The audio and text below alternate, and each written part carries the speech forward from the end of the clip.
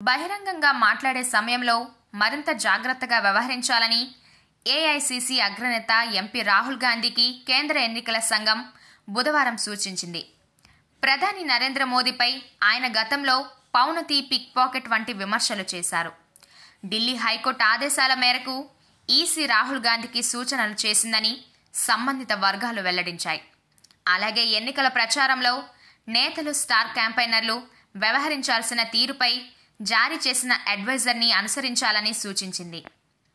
ప్రధానిపై అనుచిత వ్యాఖ్యలు చేసినందుకు గాను బీజేపీ ఫిర్యాదు చేసింది.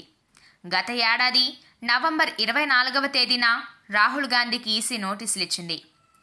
రాజస్థాన్లో జరిగిన ర్యాలీలో రాహుల్ గాంధీ మాట్లాడుతూ అహ్మదాబాద్లో ఆస్ట్రేలియాతో జరిగిన ప్రపంచ కప్ ఫైనల్ ఓటమికి ప్రధాని మోదీయే కారణమని ఆరోపించారు.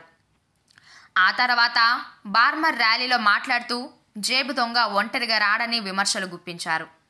ప్రధాని మోదీ మీ దృష్టిని మళ్లించే ప్రయత్నం చేస్తారని ఆరోపించారు.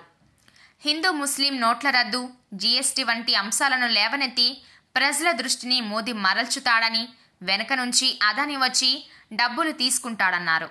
ఈ నేపథ్యంలో రాహుల్ గాంధీ వ్యాఖ్యలపై చర్యలు తీసుకోవాలని గత ఏడాది డిసెంబర్ 21వ తేదీన ఢిల్లీ హైకోర్టు కేంద్ర ఎన్నికల సంఘాన్ని ఆదేశించింది.